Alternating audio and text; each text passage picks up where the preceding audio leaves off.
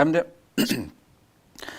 hozir yuqorida so'zlab o'tdik ham kitobda shu qurlar tilga ilindi shu Cumhuriyetning shu mayli partizanlik urush mezgilida bo'lsin, keyin shu hamma partizanlarning hammasini birlashtirib muntazam armiyaga aylantirish bosqichi bo'lsin.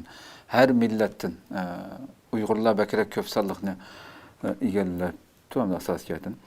Qolgan shu sizchamda shu har xil millatlarni tigi Türk olsun albatta bazı Türk bo'lmagan millatlar ham bor. Aşı davrida shunda bir qo'mondonlikning ostiga birlashtirib, shunda bir nishon ustiga harakat qildira oladigan aşı sharoitni hamda bugungi kunda shunda o'ylasaqmi hamda hatto tashkilot nuqtasini o'ylasin degan dunyoda bir Uyg'urlarning ichida bütün Uyg'urlar birlashamayotgan bir manzilni ko'rayotgan bir sharoitda bu qurlarni o'qigan vaqtida shu dahiylarimizningki, shu ajdodlarimizningki mahoratimi mesela ikkinchi Cumhuriyetning Cumhur raisidan boshlab Ahmadjon Qosimi bularning qobiliyatidan shunda birlashdi. Bular shunda hammasini har xil millatlarni hatto diniy e'tiqodi bir bo'lmaganlarni bir bayroqning ostida kurash qilganlik qurlarni o'ylasa inson bilgan yo bu deb qayron qolmaydi chamdi. Jangda o'lganlarmi har bir qaysi dinda bo'lgan bo'lsa shu armiyaning ichida o'zining diniy odami bor. Musulmonlarning ayrim, xristianlarning ayrim va boshqa dinga e'tiqod qilganlarning ayrim mesela ashlarni til qapsiz yani. Yani bundaq bir farqliq bir nimadan tashkillangan armiyani qandaq ixtilof qilmasdan bunda tutib tura oladi shu kunlarda. Bunga bo'lgan tushunchangizni sizlar anglamasak. Endi Sharq Turkiston Cumhuriyeti'nin bunun tüp sebebini nima deb qaraymiz deganda Cumhuriyetning eng to'g'ri bir siyosating yurgizilganligi. To'g'ri, adil, haqqoniy bir siyosat yurgizganligi. Ikkinchisi, bu Cumhuriyetning e'lon qilinishi bilan teng, qurilishi bilan teng, uning yolg'iz birla millatning Cumhuriyeti emas, bu ko'p millatlik, ko'p xalqning hammasining o'rtaq davlati, o'rtaq Cumhuriyeti degan ideyani targ'ib qilishi. Shundaq bo'lganligi uchun uchinchidan olgan chog'da bu Cumhuriyetning milliy barobarlik, millatlar hammamiz o'xshash, teng barobar. Bu yerda ustun millat, to'van millat bo'lmaydi deydigan qarash. Ikkinchisi diniy jihatdan barobar. Musulmonlar o'zining musulmon e'tiqodi bilan, xristian e'tiqodi bilan, buddist e'tiqodidagi mo'ng'ollarma ular o'zining e'tiqodi bilan, hamma o'zininki bilan, biz o'zimizniki bilan hamma dinlar barobar bir-birini kamsitadigan, bir-birini tushiradigan ish yo'q degan buni e'lon qilishi. Mana bu Sharq Turkiston Cumhuriyetining 9 moddalik mustaqillik xitobnomasida mana bu nuqta, shu milliy barobarlik, diniy barobarlik alohida ta'kidlangan. Shuningda islom dini bu yerda xalqning asosli xalqning ko'p din bo'lganligi uchun alohida e'tibor berildi, boshqa dinlarga ham o'xshashli e'tibor berildi degan nuqta kirgizilgan 9 moddalik. Mana bu kitobningki 7-tomida mana buningki tafsili mana bu yerda men kirgizda 880 bet. Bunun içinde mana birinci kısmında bunun tepsili bu bayallar var. Mana bu demek siyaset cihetten doğru elip bağlılar. Bulanın siyaseti onun ilgirki meyli şınsı sayı olsun, meyli onun aldığı yanzın şın olsun bu cayga mustamliklik, hükümrallık yürgüzgen. Ve şu vakti Gomindan olsun bulanın hiç kaysı da bundak milli beraberlik, dini beraberlik, hem halk kırındaşlık, okşaşlık beraberlik siyaseti yürgüzenmegen.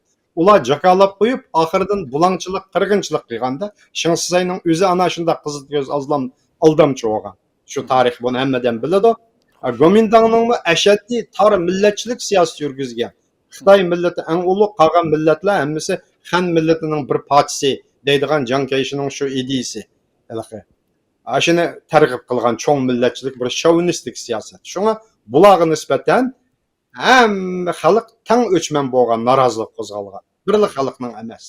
Bütün idora organlar, hokimiyat organlari hammasini nopusuna ait az bo'lgan shu vaqtdagi Sharq Turkistondagi Xitoy nopusidan kelib chiqqan odamlar egallagan. Qolgan millatlarga bo'lib Uyg'urlarga hech qanday o'rin yo'q.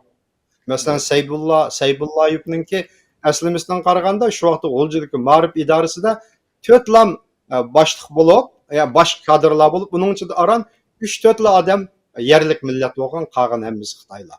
Vali mahkamasi deymiz va boshqa boj idorasi deymiz, hammasi shular. Qashqa, Xotan, Aqsu hamma yerda shu. Nayning hokimlaridan tortib shu. Shu vaqtda 44-yilda Gomindangning sonliq statistikasi bo'yicha olganda saqchi idorasining, ya'ni Shingsisayning saqchi idorasining Urumchidagi shu vaqtdagi butun janubdagi 5 viloyat Qashqa, Xotan, Aqsu, Yarkan, Qarshi mana bu shu 5 viloyat deyildi. Shuningdagi bu Hanzulaning, Xitoylarning nufusi 10 mingga yetmaydi Xitoy fuqarolarining. 3 millionga yaqin Uyg'ur yashaydi. Lekin butun noilaning hammasining hokimlari Xitoy, Guanju saqchi idorasining boshliqlari Xitoy. Shu yerdagi ba'zi noilarda soni 70, 30, 29, 3. Buning sonlari aniq yozilgan shuningda. Ammo u yerda 100 minglab Uyg'ur yashaydi, shular bosh bo'lgan. İli təvəsidimi şu. Şunun üçün meyli Qazaq, meyli Uyğur, meyli Qırğız, meyli hətta Monqoldan tatib, həmmə millətə nisbətən oxşaş bir qattiq narazılıq kep çıxdı.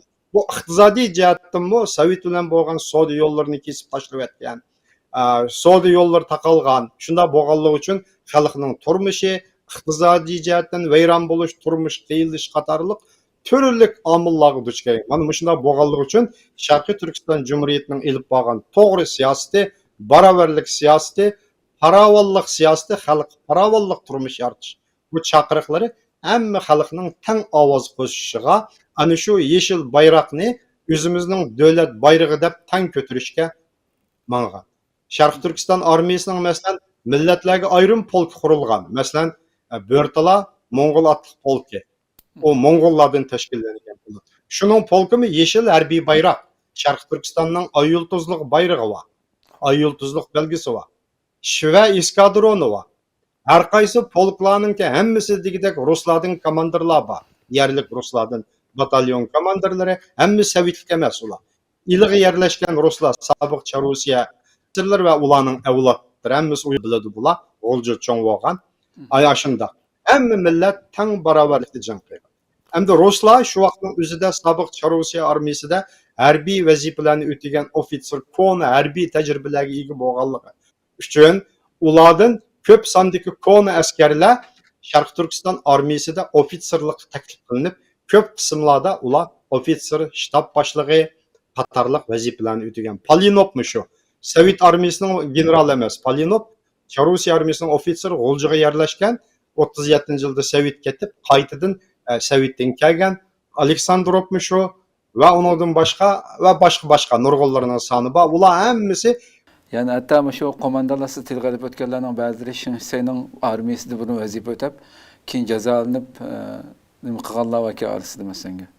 Bizning Cumhuriyet kelgan vaqtida bular ikkita avazliq afsuga bu masalani. Shu. Endi mesela Polinov deymiz va boshqa nurg'un Ruslar ayni vaqtda Shinsay hukumati uchun ishlagan bularku.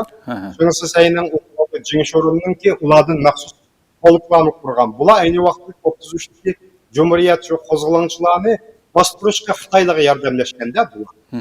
Shu Ruslardan tashkillagan bu polklar ham shu Qashqargacha kelgan qurban qumuldirgan.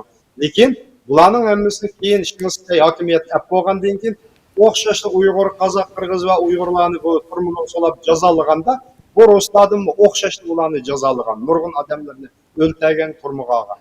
Shuning uchun bular 44-yil inqilob boshlanganda, bular hammasi birdek holda, o'rtaq holda bular nima kirgan desangiz, hammasi Sharq Turkiston inqilobi tarafga o'tgan.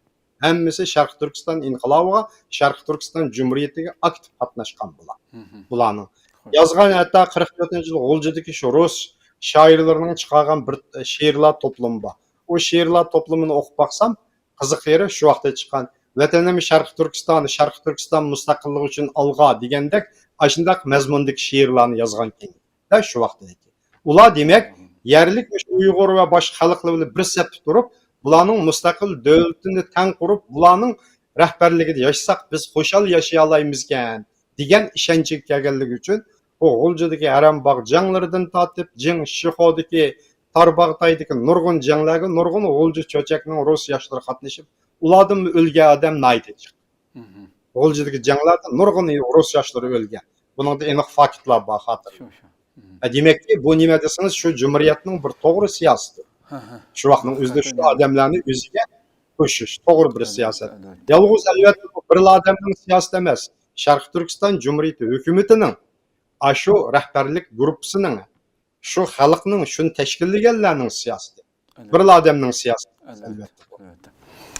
Ko'p rahmat. Ammo Ilohim bunda qilib dadil, din, millat bunda kallası kengri içilgan her cihetten doğru düşünüp meselelerni doğru hal kıla alaydigan bundaq rahbarlar o vaqtın Ahmetcan Qasimi ikisinin iki devirde. Bundaq rahbarlar hakikaten kemdin kem. Ular hem de mühim rahbari orunladı. Doğru siyasetlerni ularning roli cho'ng bo'lgan. Albatta, yani bu herkes oson emaski bunda ve ishni qilish shu hamda. Bir millatni o'zining bir yolg'iz bir millat nima boshqarib hammasini bir ixtilof chiqarmay qilish degan cho'ng bir masala to'sa. Cumhuriyet armiyasida masalan komandirlarning tarkibida nay ko'p sonda ruslar bor. Ruslar nay ko'p. Tatarlar bor, ruslar ko'p bo'lgan ular.